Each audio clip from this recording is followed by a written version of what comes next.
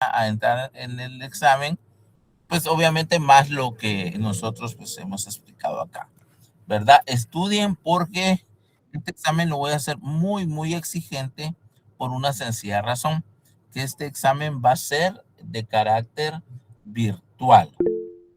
Por ende, al ser virtual, ustedes tendrán mucha oportunidad de auxiliarse con otros materiales y con lo mismo. Entonces, y yo obviamente no voy a poder verificar, ¿verdad? Si el grado de conocimiento de ustedes en cuanto a la facilidad o no facilidad de respuesta, si han podido o no han podido eh, absorber el conocimiento. Entonces, lo tendré que hacer mucho más exigente derivado de esa situación. Voy a tener que cambiar el examen que ya tenía porque no, evidentemente, pues es bajo otra circunstancia y espero que por favor sean muy conscientes, aunque yo sé que es muy difícil, ¿verdad? Dicen que en el arca abierta hasta los justos pecan, ¿verdad? Entonces es un poquito complicado esto, pero es lo que nos toca. Vamos a continuar hoy entonces, vamos ya a terminar de ver las excepciones, ya las vimos cómo están en el artículo 116, pero hoy las vamos a ver doctrinariamente, así de manera rápida, ¿sí? Vamos a decir que Chovenda, una de las clasificaciones también que existe, clasifica las excepciones de la siguiente manera. Las clasifica como absolutas y relativas o personales. Eh, Esto va a depender según se haga valer contra todos o contra uno de los sujetos dentro de una relación jurídica. O sea, ¿qué queremos decir con esto? Bueno, como su nombre lo implica, son de carácter personales. La falta de personalidad, la falta de capacidad legal es una de estas, de este tipo de excepciones, ¿verdad? ¿Por qué? Porque se hace valer contra uno, es personal. No va dirigido contra el objeto, no va dirigido en contra de la pretensión, sino que va dirigido en contra de la persona. Ahí sí que literalmente lo que busca es atacar a la persona. Pero cuando hablamos de atacar a la persona, no estamos hablando desde un punto de vista de la moral en cuanto a la conducta. No, no, no. Estamos hablando desde un punto de vista eminentemente procesal.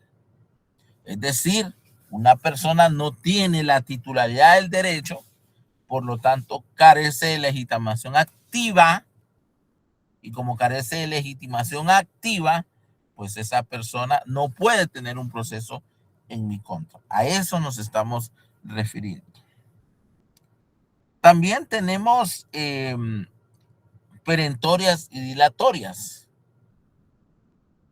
Las perentorias son aquellas excepciones que atacan el fondo, no atacan la forma, solo atacan el fondo de la pretensión. Esta no ataca a la persona, porque la persona tiene la capacidad, la persona tiene la titularidad, pero no tiene la razón, no tiene la razón dentro del proceso. Esa razón procesal no le asiste. Por lo tanto, es perentoria. Decir hace perecer. La palabra perentoria tiene que ver con hace o pretende que perezca la pretensión. Es cuando uno en sentencia solicita, perdón, en sus peticiones de fondo solicita eh, que se declare sin lugar el fondo, la pretensión de fondo. Pero también hay dilatorias. ¿Cuáles son las dilatorias? Bueno, las que establecimos perdón, las que vimos en el artículo 116. Esas son dilatorias. Pero hay dilatorias que evidentemente tienen efectos perentorios. Por ejemplo, la transacción tiene un efecto perentorio. La cosa juzgada tiene un efecto perentorio. ¿Sí? Entonces es importante hacer esa distinción. Dilatoria, ¿qué quiere decir dilatoria? Dilatoria quiere decir que hace dilatar el proceso, que lo hace más largo en la discusión. Discutimos si hay o no hay, hay personalidad, si hay personería, si hay capacidad, si hay cosa juzgada. Por ejemplo, es dilatoria porque aunque la cosa juzgada se declare sin lugar, siempre dilató el proceso.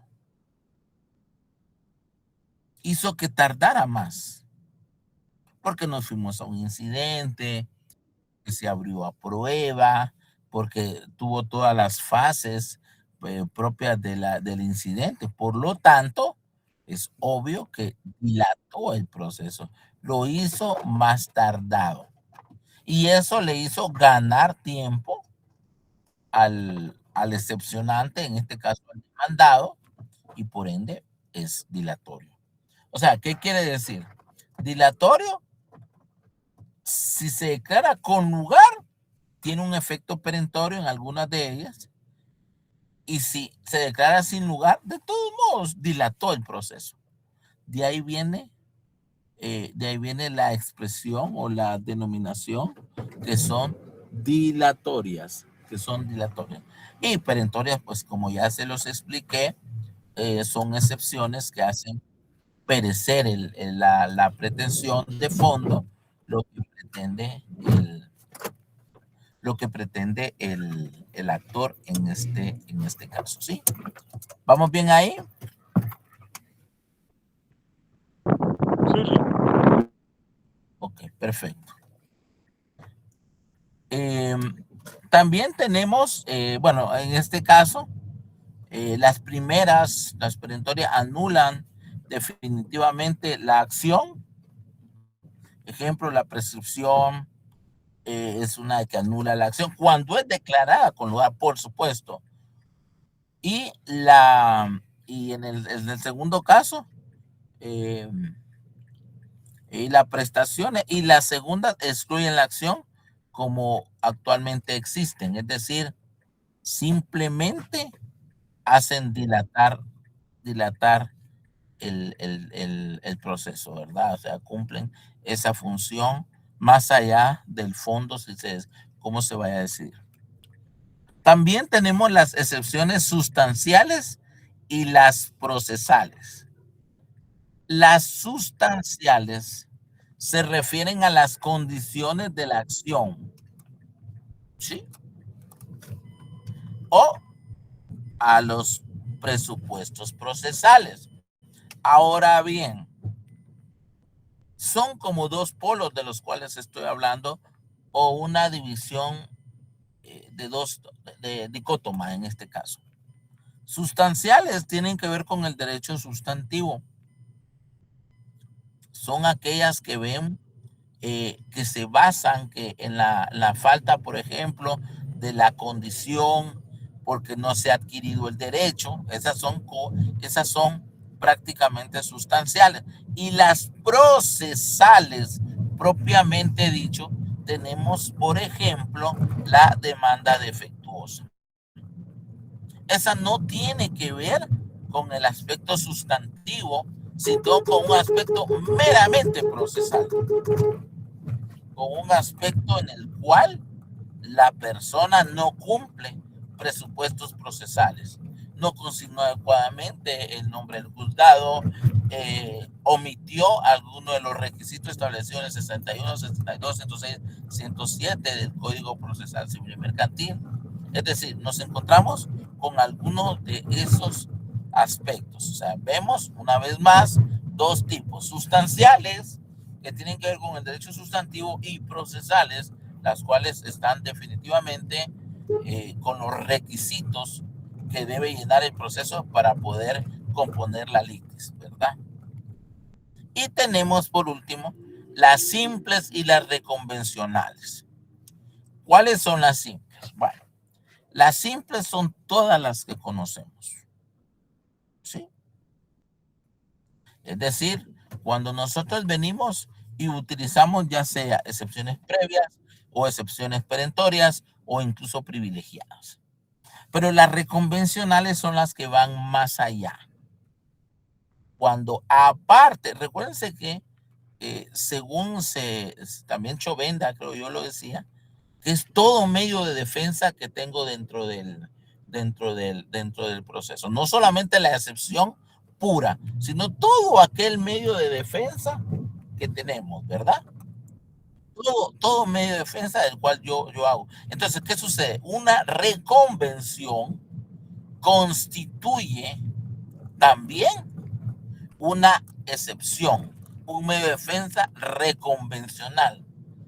¿Qué es la reconvención? Bueno, la reconvención entendemos que es la contrademanda, la cual va más allá, se sale de los términos de la demanda planteada y al contrario, va a la ofensiva en contra de lo planteado por el demandante en este caso. Permítame un segundo, joven, permítame.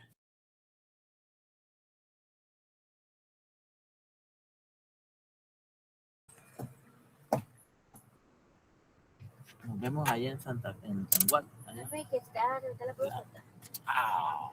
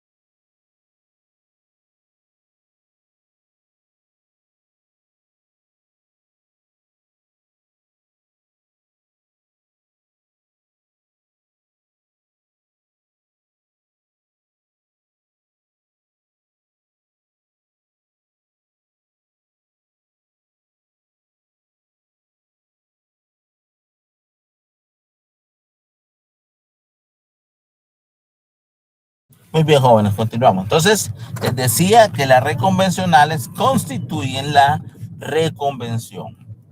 Les pregunto a ustedes, ¿en qué momento se plantea la reconvención?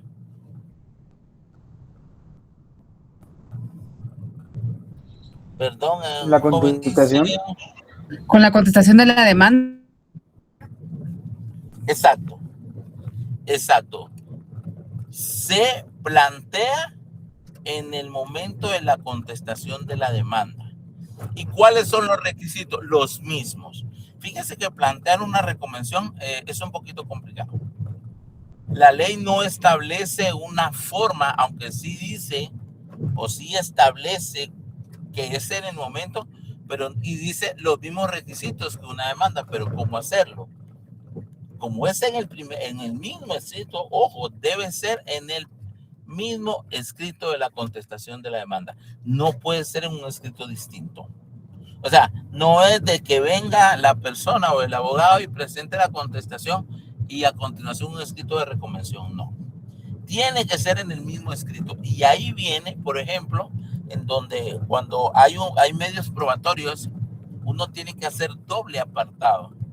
Un apartado sobre medios de prueba de la contestación de la demanda y un apartado de medios de prueba de la reconvención. Hay que tener sumo cuidado con eso y la verdad que sí cuesta un poco, cuesta un poco. No es muy común, pero sí, a veces sí es necesario hacer valer eso, ¿verdad? Muy bien, continuamos, jóvenes, continuamos. Vamos a ver. Ahora sí, esta es una clasificación doctrinaria. Voy a hacer rápido porque esto ya lo vimos. La clasificación típica, si yo le pregunto en un examen, ¿cuál es la clasificación típica del sistema normativo guatemalteco? De las excepciones va a ser el siguiente. Previas o dilatorias. Artículo 116 del Código Procesal Civil Mercantil. No lo vamos a leer, creo que eso ya lo estudiamos, tomamos 2 o 3 clases para eso, solo voy a leer la parte explicativa. El CPCIM parte de la consideración de que existen algunas excepciones que pueden y deben resolverse sin necesidad de que el proceso se desarrolle completamente, sin necesidad de tener que realizar la contestación de la demanda, sin llegar a realizar toda la prueba y sin que se dicte sentencia. Esta conclusión se basa en la existencia de una serie de motivos de oposición del demandado que deben resolverse de modo previo. De ahí el concepto excepciones previas. Y por los incidentes, artículo 135 al 140 de la ley del organismo judicial. Y se les llama previas por esta razón, precisamente. Son anteriores y previas a la contestación de la demanda, de modo que si la excepción es estimada por el juez, en el auto que pone fin al incidente, ni siquiera habrá que contestar la demanda, pues el juicio finaliza con este auto. ¿Sí? Y vemos que es lo que comúnmente acontece, ¿verdad? De ahí la palabra previa.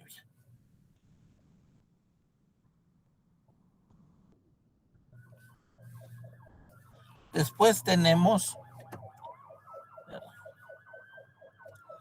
las perentorias. Las perentorias nosotros las encontramos en el artículo 118, segundo párrafo del Código Procesal Civil y Mercantil. ¿Alguien que lea todo el artículo 118, por favor?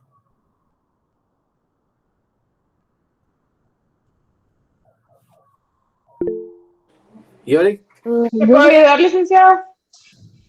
Bueno, por favor.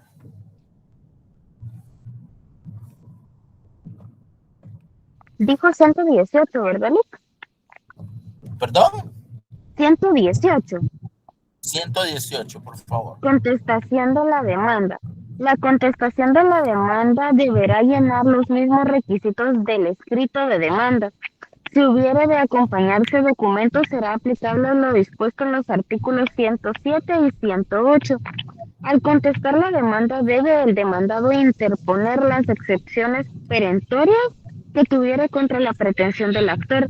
Las nacidas después de la contestación de la demanda se pueden proponer en cualquier instancia y serán resueltas en sentencia. Muy bien, ahí estamos.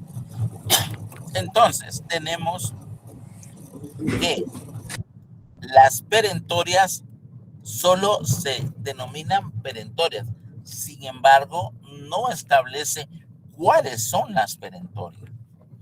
Por eso, una diferencia bastante importante de señalar o mencionar es que las excepciones previas son nominadas, mientras que las excepciones perentorias son ignominadas, es decir, las perentorias no tienen nombre.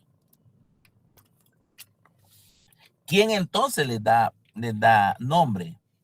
El demandado o el abogado, ¿verdad? El abogado del demandado somos nosotros los que le damos el nombre. Ese nombre puede ser variado, ¿verdad? Falta de veras. Comúnmente existe la fórmula de siguiente. Es muy común, lo he utilizado yo y la utilizan, la he visto en muchos procesos, de que se nominan, por ejemplo, falta de veracidad en las afirmaciones del actor. Es decir, no estamos diciendo que es mentiroso, la falsedad es otra cosa, sino que lo que indicamos es de que lo que él está indicando, lo que él está diciendo, no es veraz, o sea, no está diciendo la verdad de forma plena. Y necesito, y como lo establece ahí, yo tengo que traer la prueba que desmienta, por llamarle de alguna manera, lo que él está diciendo sobre el proceso. ¿Sí? ¿Me explico? Es decir, es que fíjese que, ¿cómo les digo yo? Vamos a ver un proceso de nulidad que yo estoy llevando. Yo soy el demandante. Pero en la contestación de la demanda se dice que lo que nosotros decimos no es cierto. Porque nosotros decimos que la señora que firmó unas escrituras públicas estaba inconsciente al momento de hacerlo y que por eso no firmó, sino que solamente le tomaron la mano, lo típico, ¿verdad? Le tomaron la mano y le pusieron la huella en la escritura. Pero nosotros decimos eso. Ellos dicen que no. Ellos dicen que ella estaba consciente, fue un mes antes de que ella falleciera, y defienden diciendo que lo que estamos diciendo no es cierto. ¿Y cómo lo prueban? A través de las mismas escrituras públicas. La dificultad de nosotros, que somos los demandantes, es destruir la veracidad de la fe pública del notario, y a eso es que estamos dirigiendo nosotros a través de los medios probatorios. Por ejemplo, ¿qué se les ocurre a ustedes? Oigan bien. ¿Qué medio de prueba utilizarían ustedes en un proceso donde una persona que sí sabe leer, escribir, era instruida y sabía firmar, y en el cual en la escritura pública ella no firmó, sino que acudió al ruego de otra persona? ¿Qué medio de prueba utilizarían ustedes para sembrar la duda del por qué esta persona, sabiendo firmar, no lo hizo? Sí, compañera. Adjuntando el expediente como medio de prueba y en su documento personal de identificación donde consta que ella sí firma. Muy bien, el DPI. ¿Qué otra cosa?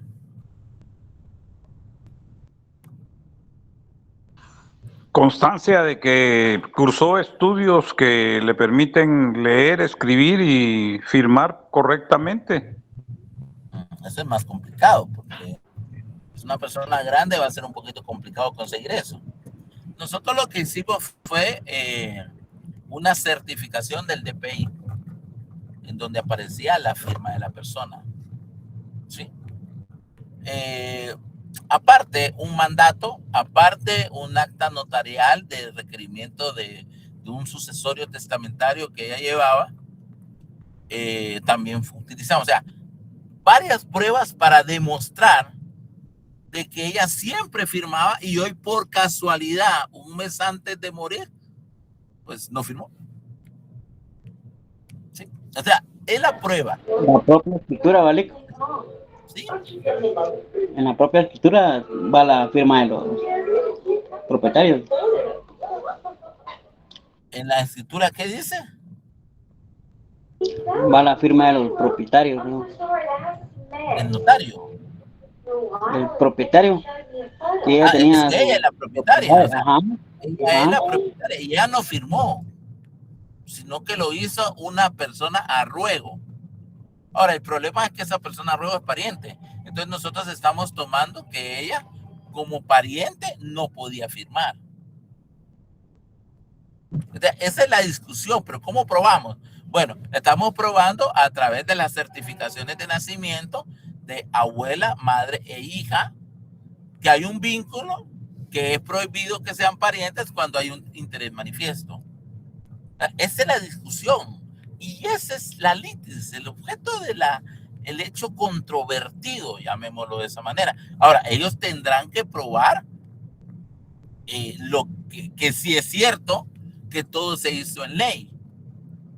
¿Cómo probarlo? Ellos, obviamente, para mí, en su defensa, lo único que tienen a su favor ¿Qué es? Las escrituras públicas autorizadas por el notario, que es la fe pública notarial que establece el artículo 186. ¿Alguien que lea el artículo 186, por favor, del CPCIM?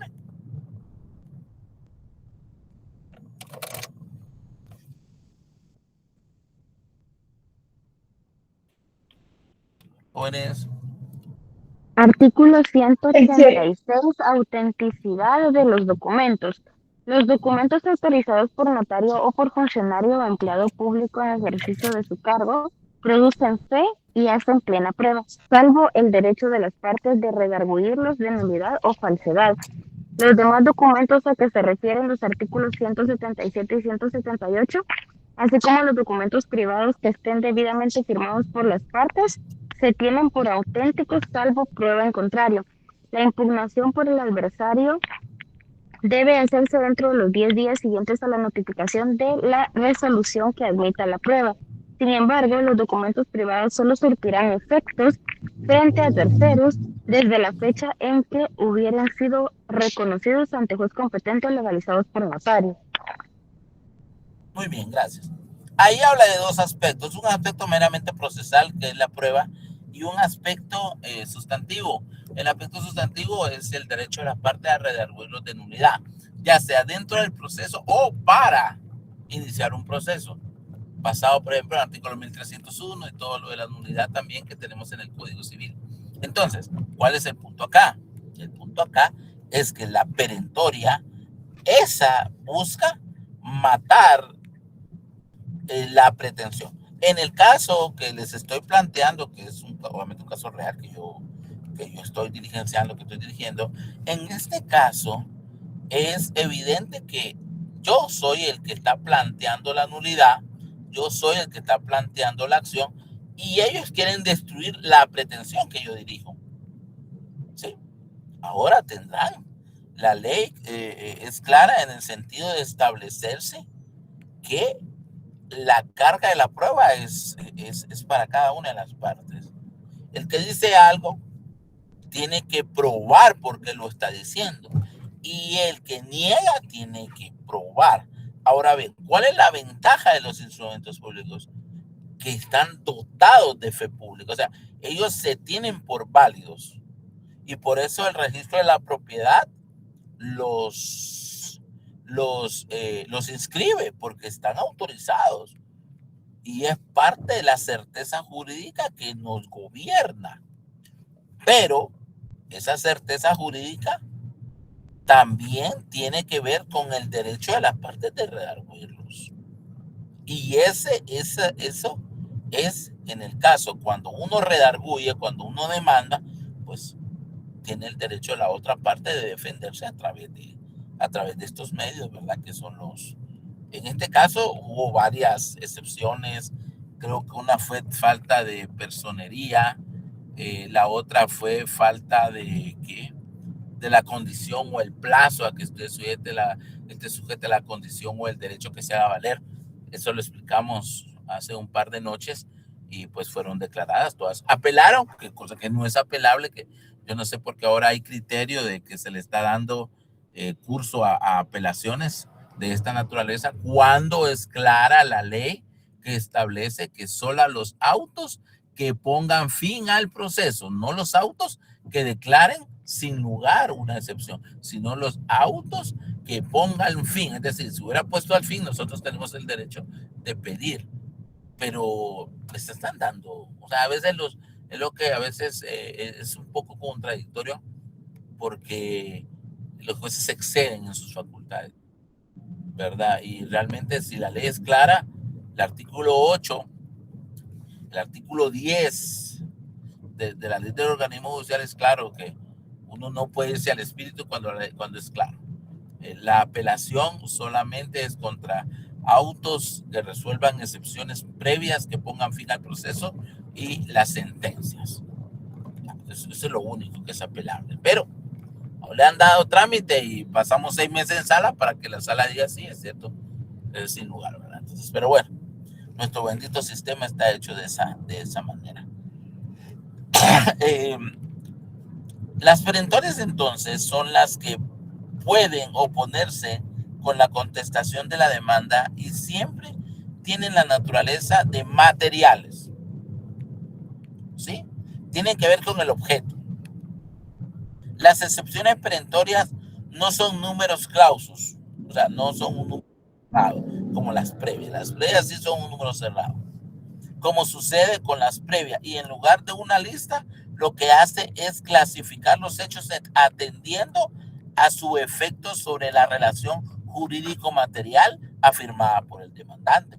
Por ejemplo, pueda existir la excepción perentoria de falta de titularidad en el derecho. La falta de titularidad en el derecho es como indicar en una previa falta de personalidad. Porque la titularidad en el derecho es decir que la persona tiene o no tiene legitimación en la acción. Eso es. Pero digamos, en las previas se le pasó al abogado y él después, cuando está preparando las perentorias, se da cuenta que el otro no tiene personalidad. Entonces, él puede en una excepción perentoria argumentar falta de titularidad del derecho en la acción. Y eso es perfecto. ¿Por qué? Porque es cierto, va a atacar, tal vez se aparta un poquito de lo material, pero a la larga viene a constar hasta el final, porque va a ser en sentencia. Y el juez no puede decir, esa excepción perentoria no existe. ¿Por qué? Porque yo la estoy nominando y él no puede cerrarme porque no es un números clausus. No sé si me explico.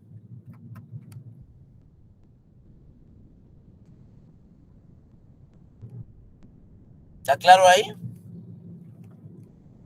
Con esas excepciones y los hechos en que se basan, lo que pretende el demandado con su alegación es que se dicte sentencia absolutoria en la que se desestime la pretensión ejercitada por el demandante. Es decir, que se declare sin lugar. ¿Sí? Cuando nosotros hablamos de sentencias comúnmente condenatoria, absolutoria, a veces nos restringimos al punto penal, ¿verdad?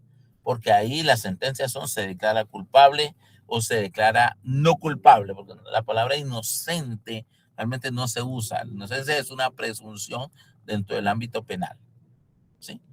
Pero sí existe, digamos, una condena o no condena. En el caso de los casos civiles, en los procesos civiles, no se usan esas fórmulas. Se usa la fórmula con lugar o sin lugar. Es decir, si al lugar la demanda o con lugar la demanda implica que sí, el juez le está dando la razón. Pero puede ser una con lugar parcialmente. Existen también demandas donde parcialmente se le da la razón. Eso es apelable por ambos. Sí, por ambos. Ya sea por el demandante que quiere que sea total o por el demandado que igual dice no estoy de acuerdo y reitera por qué no está de acuerdo. Ahora, hay un error y también es importante acá que yo me he dado cuenta que en la práctica muchos abogados lo que hacen es reiterar únicamente los hechos y argumentaciones que utilizaron para contradecir o para manifestar su demanda, pero no atacan la resolución ni indican por qué la resolución está equivocada. He visto autos y sentencias de segundo grado, porque así se le llama, de segundo grado, en los cuales vienen los magistrados y dicen, bueno, el apelante solamente reiteró los conceptos de la demanda o de la reconvención o de la contestación de la demanda, pero realmente no hizo un análisis del agravio que podría causarle la sentencia o el auto impugnado. Explico. Entonces es bien interesante, no es cajonero. Hay desafortunadamente colegas que lo ven de una forma muy cajonera y entonces ahí sí hay un equívoco. Ahí definitivamente hay un equívoco que habla que todavía la institución como tal, la institución de la excepción la excepción de la contestación, la excepción de la apelación, el asunto recursivo no se maneja como debería manejarse, ¿verdad? ¿Estamos claros ahí, jóvenes, para ir adelantando? Sí, gracias. Por último, tenemos las mixtas o privilegiadas, ¿verdad? Artículo 120. ¿Alguien que lee lectura al 120, por favor?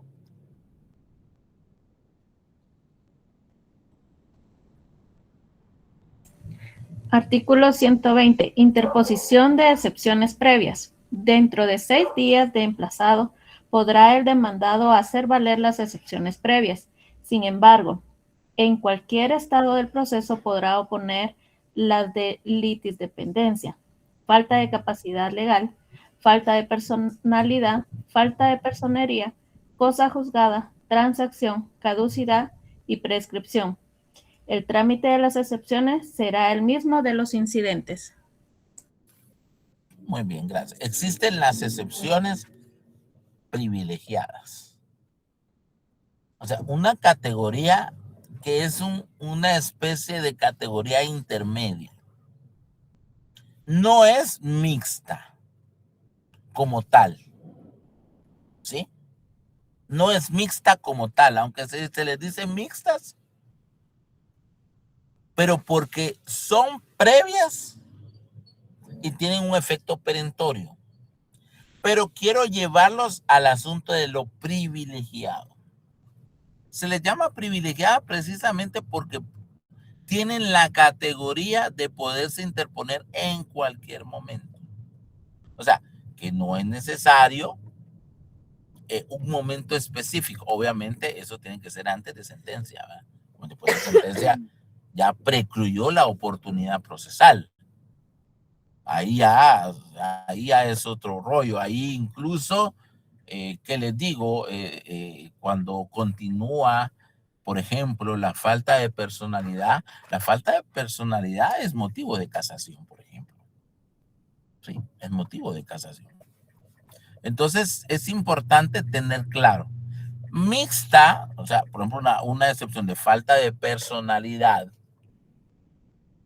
es evidente que hace perecer el proceso. ¿Por qué? Porque ya no permite que continúe. A eso se le llama mixto, previo con efecto perentorio. Pero la privilegiada se distingue porque ella va a ir más allá y tiene el carácter de poderse interponer de forma tal que cuando sea resuelta esta, sin necesidad de tiempo procesal alguno, en consecuencia, pueda tener el efecto esperado. Ahora bien, supongamos, o díganme ustedes, según el artículo 120, ¿cuáles son las excepciones privilegiadas?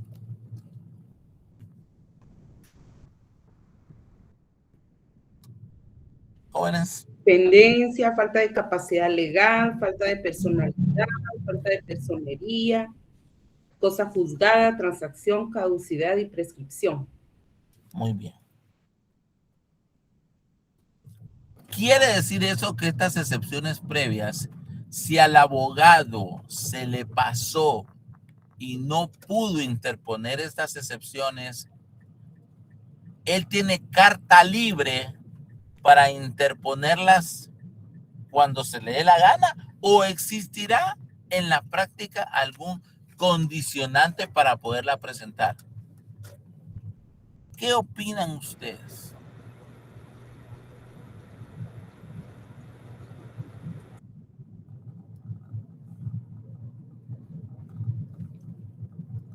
Les escucho.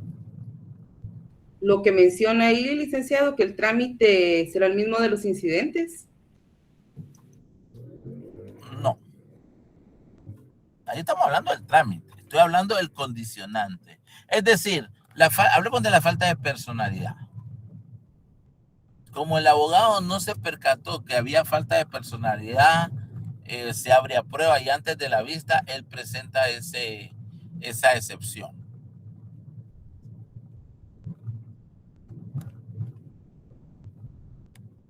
como se le olvidó, la presenta. ¿Será que es una carta libre para presentarla en cualquier momento o existirá algún condicionante en la práctica para presentarla? Sería lo que dice ahí dentro de los 6 días de emplazado. Esta es la previa. Ahí está hablando de las previas. Lo que dice ese artículo es que las excepciones previas se podrán o se tendrían que interponer dentro de los primeros 6 días, que eso es parte del proceso.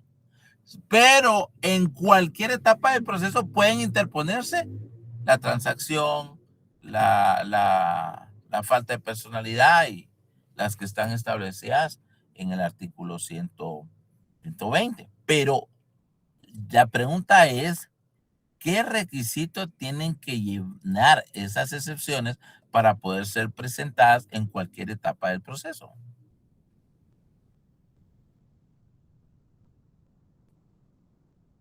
¿O es carta libre para que se use en cualquier momento? Antes de que haya una sentencia. Ese es el momento. Ese es el momento. Tiene que ser que lo presente en cualquier etapa, obviamente antes de sentencia, pero ¿cuál sería, usando su lógica formal, cuál sería el requisito para poderlas presentar?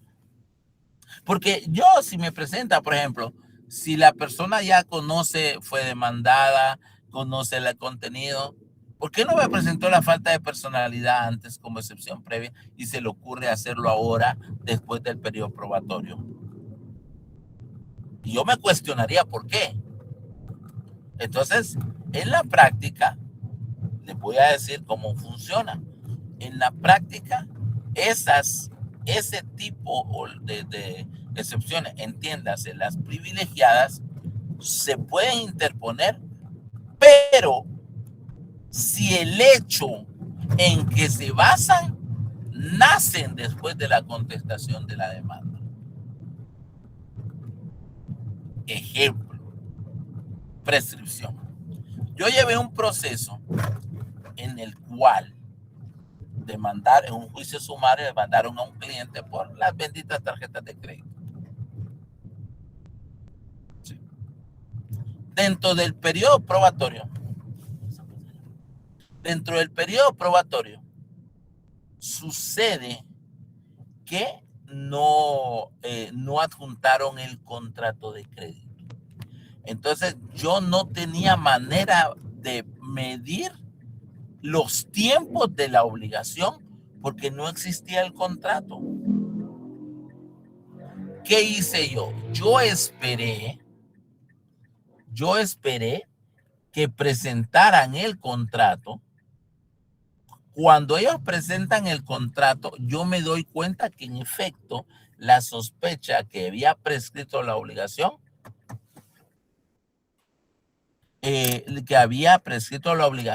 entonces se consuma en mi persona como abogado esa expectativa. Entonces presento yo la excepción privilegiada y le explico al juez por qué se la estoy presentando. Y le digo, le la estoy presentando ahora porque ahora tengo a la vista el contrato. Antes no lo tenía a la vista.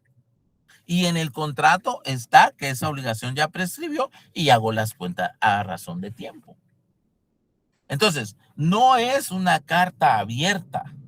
Claro, a simple vista eso parece, porque la ley no le está diciendo, ay, mire, existe para que la excepción sea privilegiada, debe llenar ciertas condiciones, como que el evento en el cual se basa llegue al conocimiento dentro del proceso y sea imposible conocerlo antes, por ejemplo. La ley no lo establece.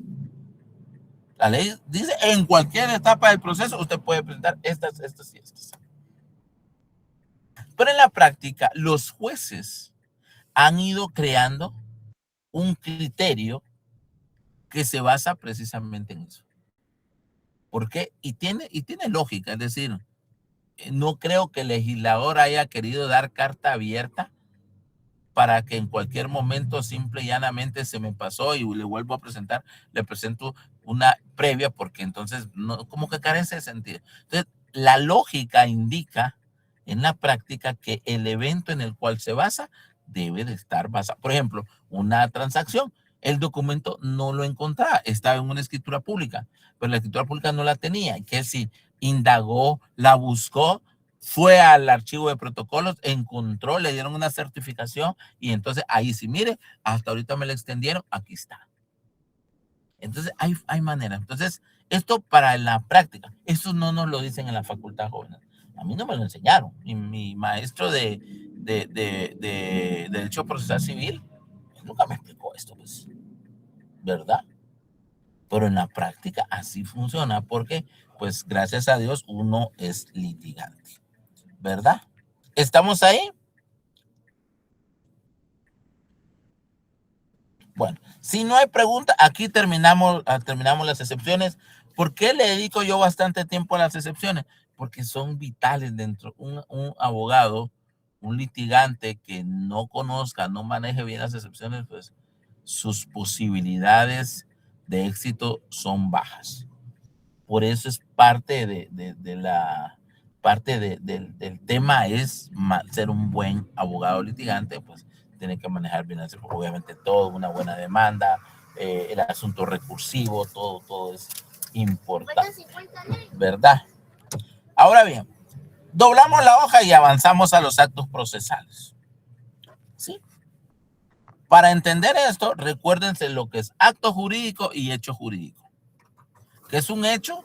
¿Qué es un hecho jurídico? ¿Qué es un acto? ¿Y qué es un acto jurídico? En Introducción al Derecho nos enseñan a nosotros qué es un hecho. ¿Qué es un hecho, jóvenes? Algo que se puede comprobarle. Algo que se puede comprobar. Es un ¿Algo más? evento que no tiene consecuencias jurídicas. Es cualquier evento natural que no contiene consecuencias jurídicas. ¿Y un hecho jurídico? Es un evento natural que sí tiene consecuencias jurídicas. Bien, ¿un ejemplo?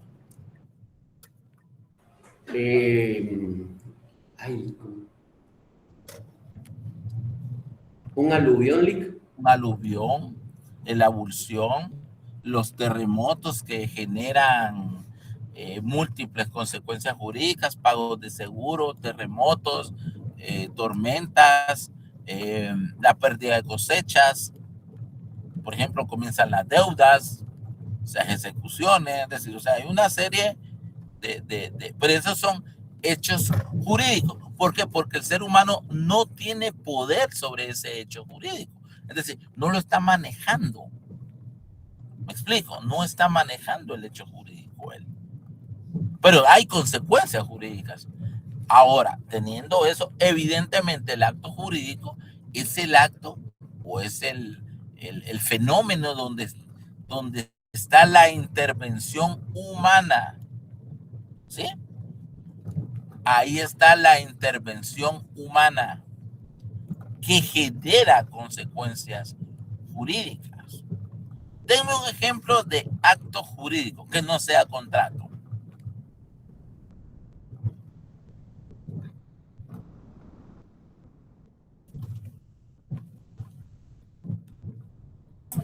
La donación entre vivos. Ese es un contrato.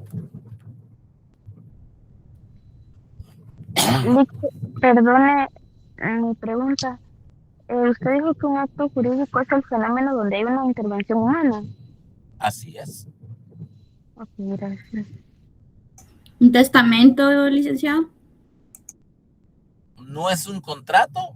El testamento no es un contrato, ¿verdad? Es una disposición de última voluntad, ¿verdad? En donde la persona dispone de sus bienes para después de su fallecimiento. Podría ser, pero no salen ustedes de las escrituras públicas. Un incendio. Un matrimonio es un acto jurídico. ¿El matrimonio? Exacto, el matrimonio, la unión de hecho, la adopción, sí, esos son actos jurídicos, ¿verdad? Son actos jurídicos en los cuales está la intervención humana. Mire, el contrato es un acto jurídico, pero no todo acto jurídico es un contrato. O sea, todo contrato es un acto jurídico, pero no todo acto jurídico es un contrato. Sí, eso que quede claro. Por eso el 1251 es bien distinto al 1517 dentro del Código Civil. ¿Sí? Entonces debemos de tener, el negocio jurídico es un acto jurídico. ¿Ya? Pero el contrato es la manifestación de voluntad mediante la cual dos o más personas convienen en crear, extinguir o modificar una obligación. Ahora, ¿por qué estamos hablando de esto? Porque así como hay actos de esa naturaleza, hay actos procesales. ¿Sí? Hay actos procesales. Estos actos procesales se dan, valga la redundancia, dentro, perdón, del proceso. ¿Me permiten un segundo, joven?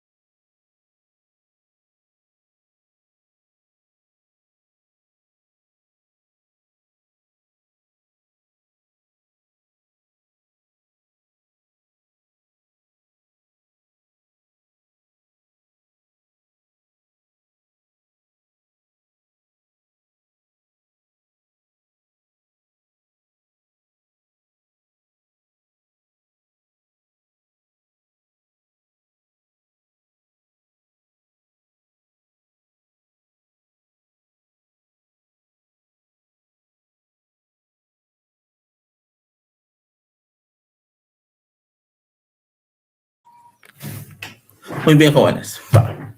Les decía, entonces,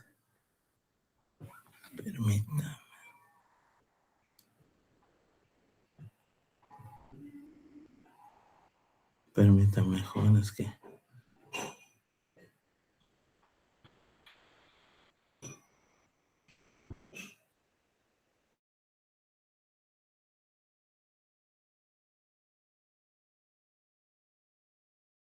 Les decía, jóvenes, de que existen, así como hay actos jurídicos, hay actos procesales, obviamente son jurídicos, por supuesto, pero que entran dentro del campo procesal.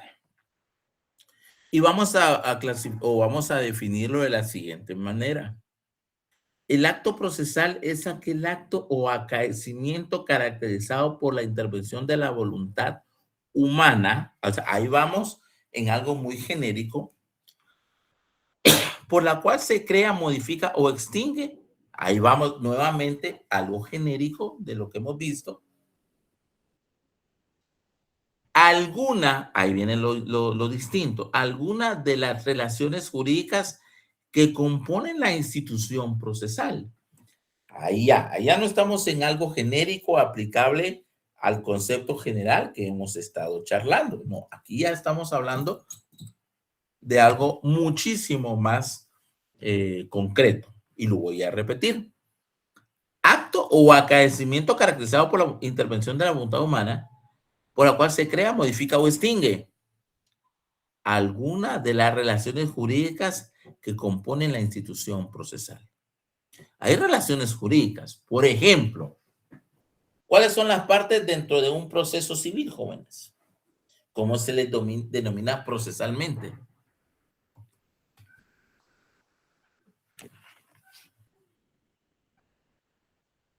¿Cómo se les denomina procesalmente?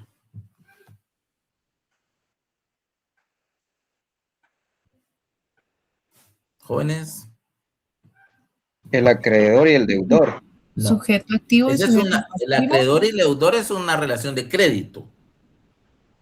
Es el sujeto. Por ejemplo, en un mutuo. Y pasivo, ¿no? ¿Perdón? Sujeto activo y el sujeto pasivo. Exacto, el sujeto activo y el sujeto pasivo. El sujeto activo es el demandante, el sujeto pasivo es el demandado. ¿Sí? Comúnmente en la jerga procesal se llama demandante y demandado. ¿Sí?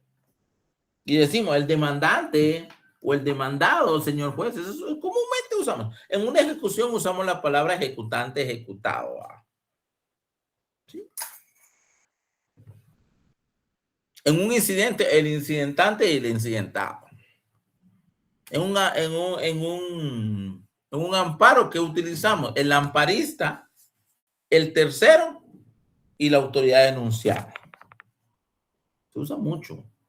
En una acción recursiva, una apelación, por ejemplo, tenemos al apelante y el juez acuo, y está el juez adquem. Así se les va denominando, o sea, a las partes. En un amparo, el amparo va en contra de una autoridad, contra un acto o hecho de autoridad. No, pero no me voy a salir de ahí. Ahorita estamos en civil, ¿verdad? Entonces, ¿cuál es el punto acá? Que nos encontramos con esa relación jurídica. Pero, ¿qué pasa con una transacción? Supongamos que las partes ya no quieren pelear. Y entonces, en una transacción, ¿qué sucede? ¿Qué desaparecen?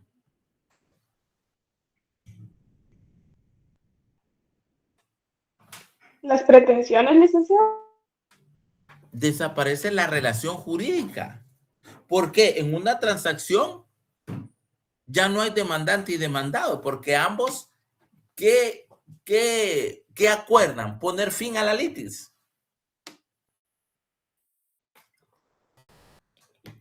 Eso es. en un allanamiento, por favor, no, nada, en otro año me han puesto allanamiento, es un delito, que no, hombre. El allanamiento es cuando el demandado es la institución procesal mediante la cual el demandado manifiesta su voluntad estando de acuerdo con las pretensiones del actor. Eso es el allanamiento. Me allano a las pretensiones del actor. Sí.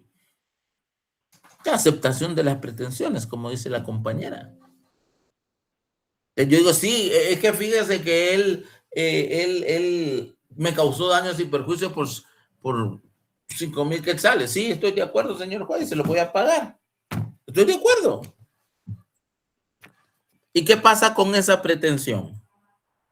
Al ser aceptada, termina el proceso, entonces se extingue la relación jurídica porque ya no es demandante y demandado. No sé si me explico. De eso se trata realmente al existir los, ¿cómo se llama? Este tipo de relaciones jurídicas, ¿sí? Este tipo de relaciones jurídicas van cambiando y por ende al ir cambiando, pues, ¿a partir de qué? A partir de actos procesales. Eso es lo que yo quiero que comprendan, los actos. Es como que agarremos el conocimiento que ya tenemos, ¿sí? Ese conocimiento que ustedes ya demuestran tener cuando hago preguntas que es un hecho jurídico, que es un hecho, que es un acto jurídico. Solo hay que aplicarlo a las instituciones procesales para tener el entendimiento correcto de qué estamos hablando. ¿Sí? Otra definición establece lo siguiente: son actos procesales, según Andrés de la Oliva, los actos jurídicos que se realizan en el seno y como parte de un proceso y que producen efectos en ese ámbito, aunque también pueden tener eficacia extraprocesal. Sí. Perdón. Actos jurídicos que se realizan en el seno y como parte de un proceso. La contestación de la demanda será un acto jurídico.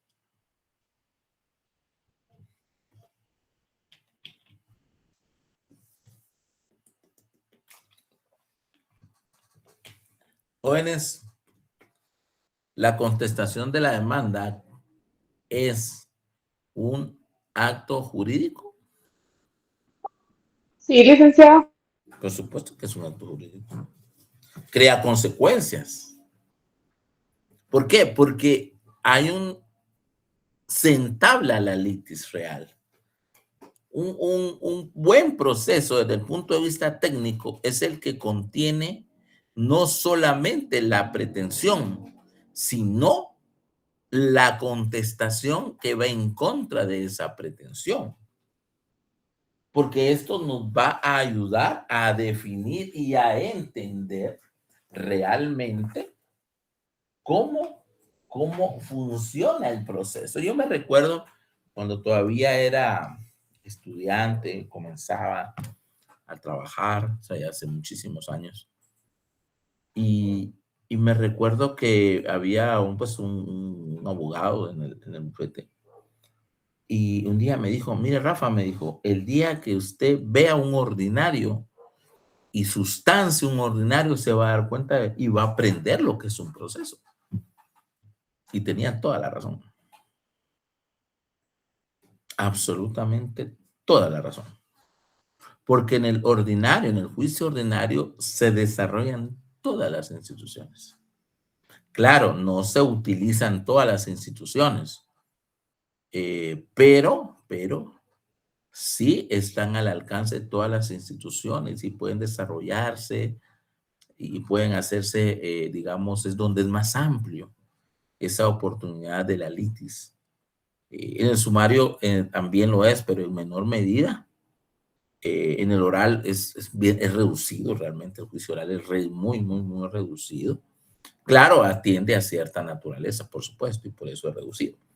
Pero en el juicio ordinario es donde realmente se aprende a litigar.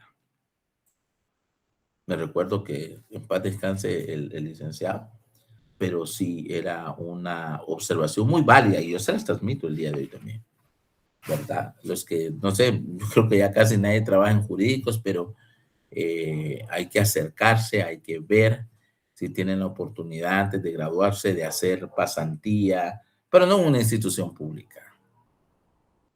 La institución pública, perdone, yo, la única institución pública, si se puede decir que trabajo en la Universidad de San Carlos y dando cátedra, pero las instituciones públicas no son los mejores lugares para aprender. Se aprende el derecho litigando. ¿Sí? En un bufete, en un lugar donde, por ejemplo, se practique la abogacía como debe ser, o el notariado, que también es área fundamental. Recuerden que somos abogados y notarios, ¿verdad? El conocer, el saber. Entonces, si antes de graduarse quieren realmente tener, por lo menos, ya que la mayoría no hace prácticas como tal, sino pasantías y voluntariados que le llaman, no tienen esa experiencia. Tómense el tiempo y un año sabático, por decirles algo, y trabajen, aunque sea de honores. Aunque sea de honores, háganlo. ¿Por qué? Porque así van a aprender. Las pasantías no enseñan, tal vez conocerán algunas cosas, pero son muy reducidas con relación a lo que es litigar realmente. Porque el abogado litiga, el notario ve todo lo que tiene que ver con asuntos voluntarios, ¿verdad? Ustedes recuerden que el notario está exento de litis, pero el abogado es el que litiga. Y si quieren ser abogados tendrán que tener alguna experiencia que actualmente pues la universidad no la da. No la da porque tiene un abanico de opciones para hacer un poco más rápido el acto de graduación de los alumnos, pero a un costo pues que creo que sabemos, ¿verdad? Que no adquieren experiencia, no adquieren esa relación con el mundo real tribunalístico y pues al final cuando se gradúan pues no tienen la experiencia o por lo menos el acercamiento, porque la experiencia se hace a litigar, pero el acercamiento necesario para atender de una buena manera un caso. ¿Estamos ahí? Sí. Y disculpen, jóvenes, no quiero ofenderlos, ¿verdad? No estoy diciendo que no sepa, Sí. pero la verdad es de que les soy franco, soy de la generación donde nos pasábamos 2, 3, 4, yo hice 4 años de práctica y la verdad yo no me arrepiento porque aprendí mucho. Aprendí mucho en la práctica civil, la práctica laboral, ¿verdad? Ciertamente, pues, es duro, pero uno aprende, ¿sí? Y a veces, ¿qué sucede? Hay abogados que se gradúan, como no saben, entonces tienen que buscar y pues el tiempo que no allá no invirtieron en la universidad, pues lo tienen que invertir afuera para poder ganar cierta experiencia. Bueno, entonces vamos, continuemos. ¿Cuáles son los elementos del acto procesal? Ya vamos a ir terminando, jóvenes. Elementos del acto procesal, o sea, ¿quiénes son los integrantes de un acto procesal? Bueno, veamos. El sujeto, obviamente, tiene que haber un ser humano, una persona moral o natural. La persona moral sabemos que es la persona jurídica. El sujeto. Todo acto ha de proceder de alguien cuya declaración o manifestación de voluntad produzca la modificación de la realidad con relación a la cual se ejecuta. ¿Sí? Estos actos pueden ser unipersonales o pluripersonales. ¿Sí? O sea, una demanda puede ser entablada por una persona o por un grupo de personas. Una demanda puede ser entablada contra una persona o contra varias personas. ¿Sí? Entonces, esos son los primeros. El primero es el sujeto. Y este sujeto puede ser unipersonal o pluripersonal. El objeto. El segundo elemento del acto procesal es el objeto. la persona, cosa o actividad sobre la que recae el acto pretendido o solicitado. Ejemplos. Situaciones en las que se ordena el reconocimiento pericial de una de las partes o la entrega al depositario de un bien embargado. Ejemplo. Ejemplo.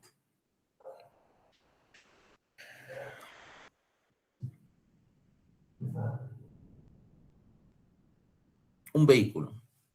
Un vehículo es sujeto de embargo.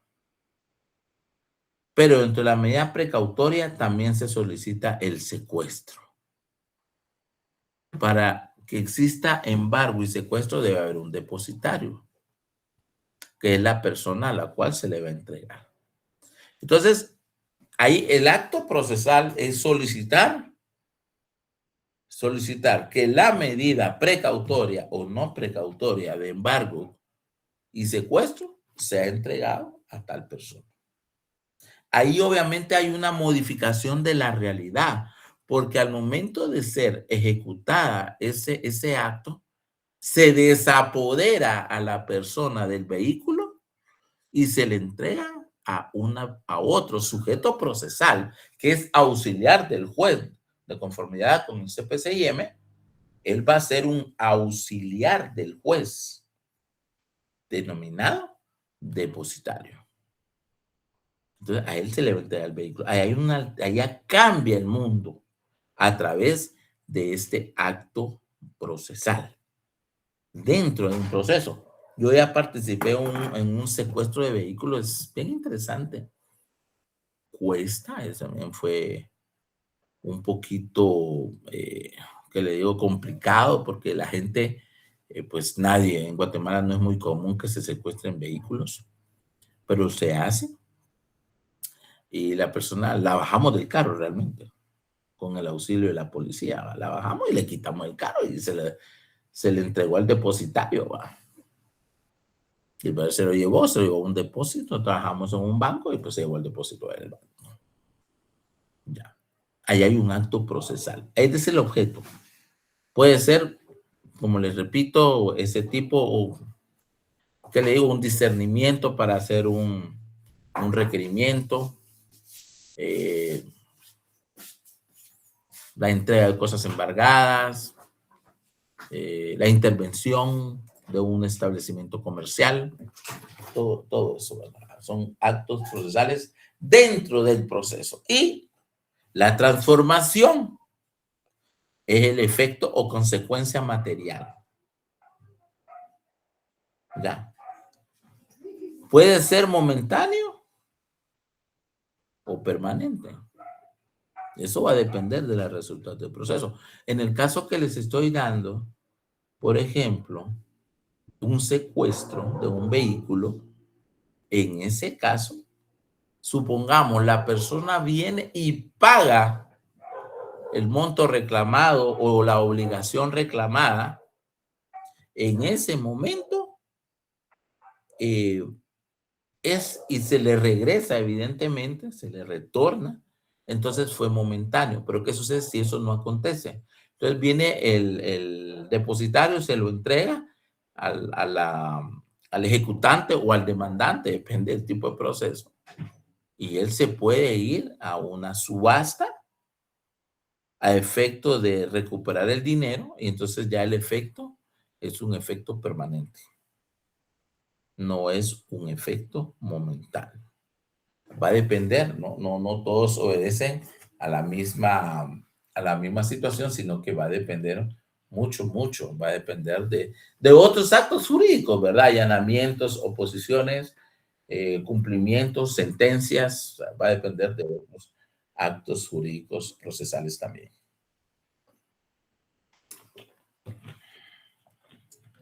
¿Estamos claros ahí, jóvenes? Si yo, por ejemplo, en un examen les digo, bueno,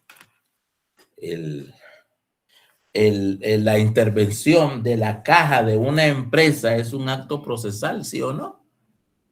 Ustedes tendrían que tener la capacidad de decirme, bueno, sí, o no lo es, o sí lo es, ¿verdad?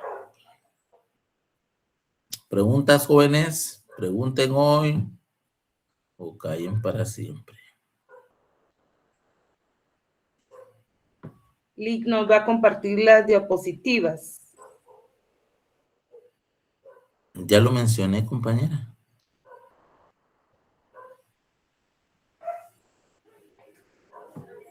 ¿Algo más? Licenciado, los integrantes del acto procesal es el sujeto y el objeto. Creo que me perdí en el último. Y la transformación o el acaecimiento. Transformación, amos. Sí, o acaecimiento, que en el caso que le di la consecuencia material. O sea, en un secuestro de un vehículo, el objeto es el vehículo, ¿sí?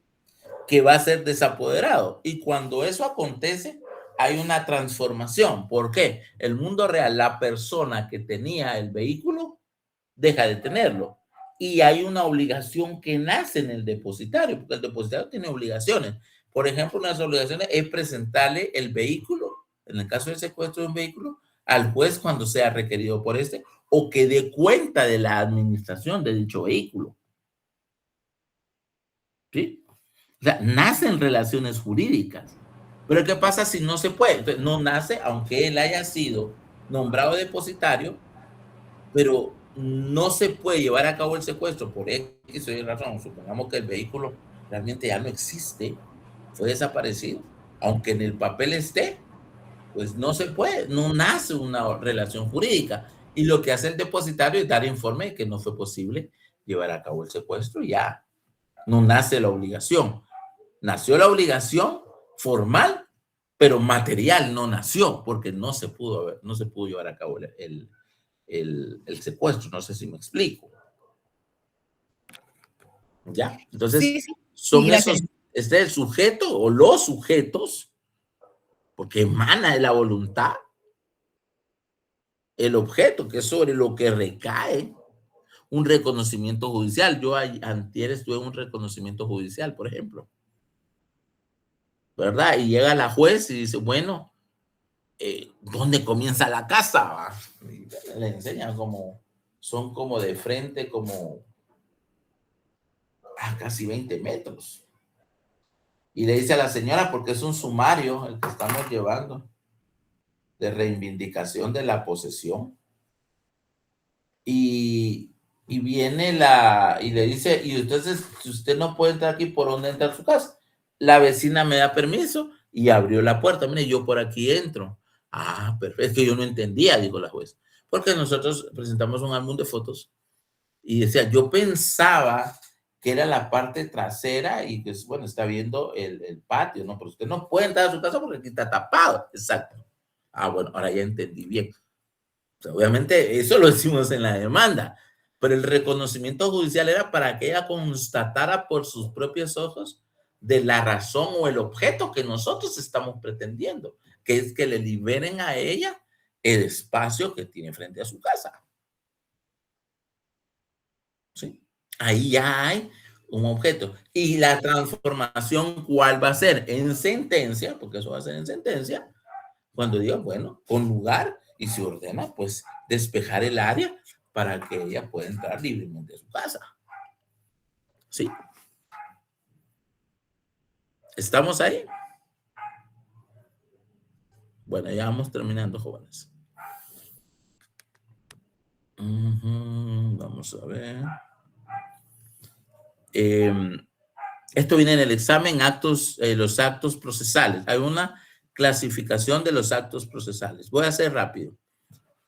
Están los actos del tribunal. O sea, el tribunal tiene actos procesales, hace cosas, hace actos procesales. ¿Cuáles son? Actos de decisión, o sea, lo que él decide. La primera resolución de trámite, un auto, una sentencia, cualquier tipo de conformidad con lo que establece la ley del organismo judicial en la clasificación de las resoluciones, que son decretos, autos y sentencias. ¿Verdad?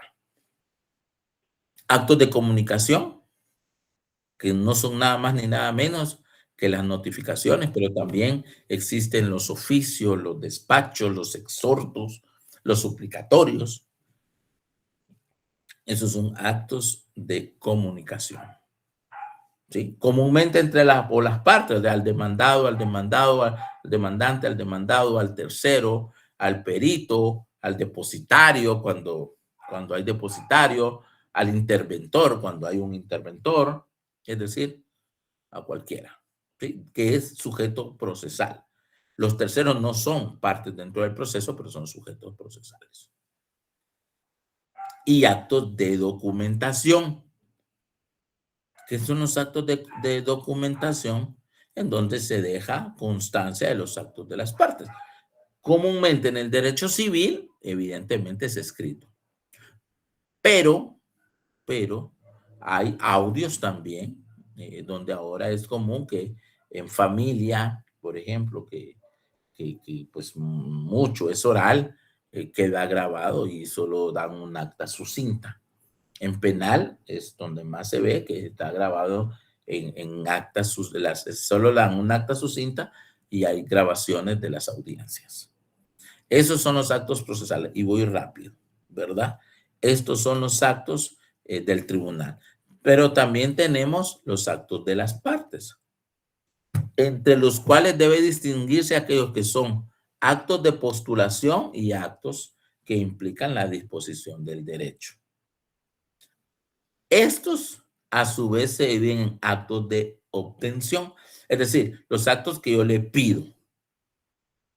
Pretensión de la demanda, que se declare con lugar la demanda, que se declare sin lugar la demanda. ¿Sí? O, por ejemplo, que se le dé participación a un tercero, o, por ejemplo, que se cite a un testigo, que haya confesión de parte, es decir, declaración de parte, confesión con posiciones, confesión sin posiciones, ¿verdad? O incluso la protesta de una prueba no admitida, es decir, existen esos actos de obtención. También tenemos los actos de disposición, que es cuando yo dispongo, no es en el obtención, yo espero, como la palabra lo dice, pongan atención, obtener algo del proceso.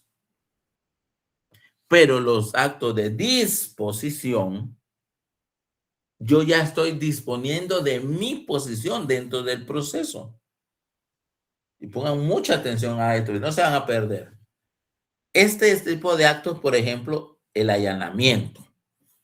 Bueno, yo me estoy poniendo a disposición del juez y de la otra parte. Miren, tienen razón, hagan conmigo lo que quieran. Prácticamente ese es el allanamiento. Claro, el allanamiento puede ser solo en parte también si son varias peticiones. Pero también está el desistimiento. El desistimiento es el lado contrario al allanamiento. El desistimiento, ¿saben qué? Yo ya no quiero continuar con el proceso. Eso pasa mucho. A mí me ha pasado en un 90% de las ocasiones que yo he presentado prescripción. Cuando el otro lado se da cuenta que va a perder, comúnmente desiste para no ser condenado en costas. Para no ser condenado en costas. A veces he tenido la tentación de oponerme al desistimiento, pero a veces preferimos no cobrar las costas porque ya le pagaron a uno los honorarios y no seguir en una litis que a la larga se vuelve una carga. Tenemos el allanamiento, tenemos el desistimiento. La reconvención también es parte de los actos de disposición. Así, la transacción también es un acto de disposición. Y tenemos los actos de los terceros. Por ejemplo, la declaración de testigos, dictámenes, la autorización de documentos notariales y todo eso. Todo eso son actos procesales. Tenemos actos del tribunal, actos de las partes y actos de terceros. Ojo que esto viene en el examen. O sí, o sí. ¿Preguntas?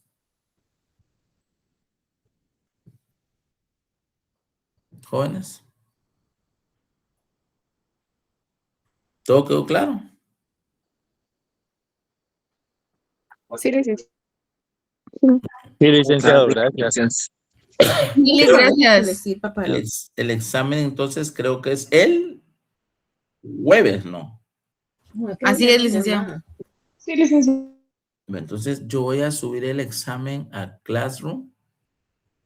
Lo voy a dividir por carnet pares e impares.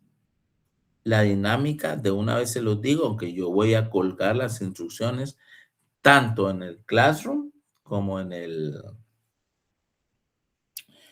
grupo, ¿verdad? Y ahí vamos a dar las instrucciones. Lo tienen. Sí, compañera, yo dije al principio de la clase que iba a mandar el fin de semana las diapositivas.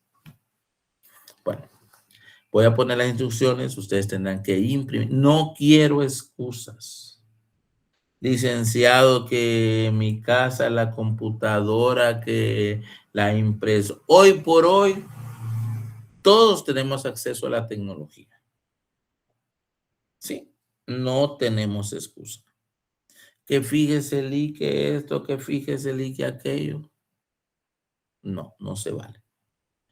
Entonces, van a bajarse el examen, lo imprimen, lo contestan a mano o a computadora. Les voy a dar esa opción también para que sea legible. Porque fíjense qué letras tienen algunos de ustedes. No se les entiende. No se les entiende. Perdónenme, pero no se les entiende la letra. Entonces, parte de lo que me ha costado, pues muchos no les entiendo qué dicen. Trato, y miren, y algunos están escribiendo una letra tan grande. Miren, hay un examen que lo hicieron a lápiz. Hombre, o sea, por favor, hombre, o sea, no estamos en primaria. Eso es cuando estamos en primaria. Creo que segundo, a partir del segundo grado yo dejé el lápiz, ya en tercer, cuarto grado yo hacía el lapicero, pues. Y que me diga alguien que va a usar lápiz en la universidad, no, hombre, o sea, por favor, hombre. No nos pasemos, jóvenes, con todo respeto lo digo. Pero tiene que ir firmado, tiene que traer su firma. El examen que no venga firmado, jóvenes, yo no lo voy a lograr. Tengo 3 exámenes, y eso que no he terminado, que no pusieron ni el nombre. ¿Qué tiempo voy a dar? 1:30. Pero lo deben de mandar a el correo que les voy a dar. Escaneado, no en fotos. Desde una vez lo digo. No en fotos. El que lo mande en fotos, yo no lo voy a valorar tampoco, porque entonces yo no voy a ponerme a ver fotos, ¿verdad? Escaneado. Entonces, esas van a ser las, pues no puedo verlo, o sea, yo no puedo decir conéctense, porque en primer lugar no tenemos acceso a más de 100 personas, sería injusto dejar afuera a varios. Entonces, pues escaneado es en PDF, compañera. Cuando hablamos de escaneado es en PDF, o sea, no escaneado en foto, escaneado en PDF. ¿Sí? Entonces, no lo voy a poner en la cámara, porque no lo voy a ver, eso es mentira. O sea, me dicen, es que fíjese, licenciado, que lo estoy haciendo desde mi teléfono y mi teléfono tiene dañada la cámara. Yo ya sé eso, ya me lo han dicho, miren, años de dar clases y en pandemia eso me decía, entonces ya estoy curado. No me voy a complicar, pero sí les voy a pedir que sean conscientes ustedes con su examen. ¿Sí? ¿Preguntas, jóvenes?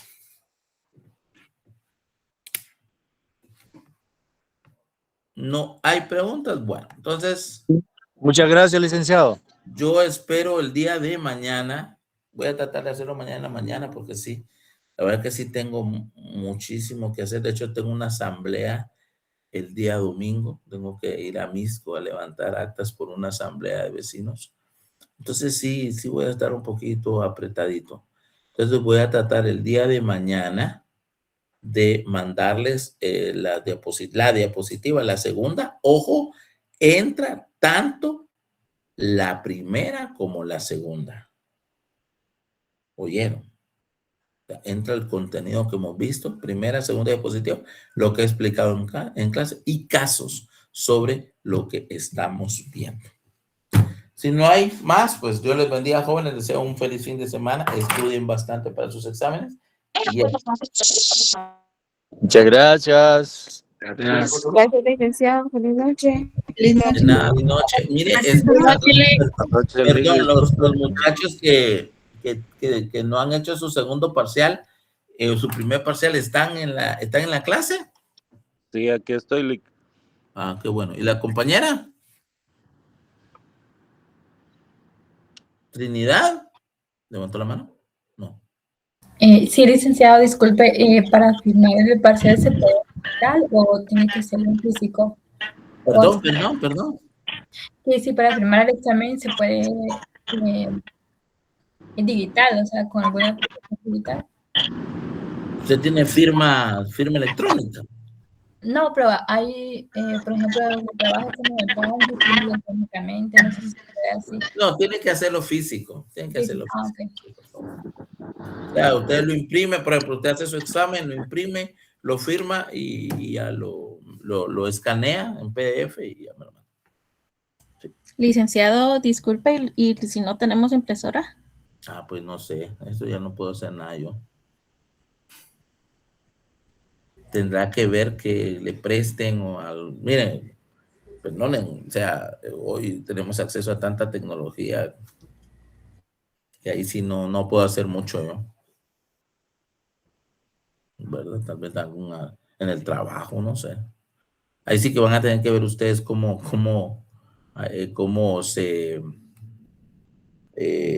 se llama, cómo se logran adecuar a esto, ¿verdad? Pero yo así lo he hecho en todos los años que di clase en pandemia también. Yo les pedía que nunca usé formularios. Nunca usé formularios porque en los formularios la verdad no se plasma, para mí, no se plasma lo suficiente como en preguntas abiertas o de otra naturaleza, porque los formularios se cierran un poquito. Entonces, sí, tiene unos días, compañera, para ver, tal vez algún familiar, amigo, algo le puede prestar mientras tanto, ¿verdad? Y eso es con todos. Ok, pero sí lo podemos contestar en digital, como usted mencionaba. Sí, lo pueden contestar en digital. Y es mejor, fíjense, eso sí, por favor, no hagan un copy-paste, ¿verdad? No hagan un copy-paste, eso sí. Porque, pues, uno se da cuenta, ¿verdad? Y habla mal, ¿verdad? Porque como tendrán todo lo digital a su disposición, es fácil hacer un copy-paste de las respuestas, ¿verdad? Por eso voy a cambiar el examen que yo ya tenía, lo voy a tener que cambiar a algo un poco más exigente, por así decirlo. Bueno, ¿alguien más, jóvenes? Compañero, levante la mano, compañero, que está pendiente. Aquí estoy. Y la compañera no está. No sé quién era. Era una compañera.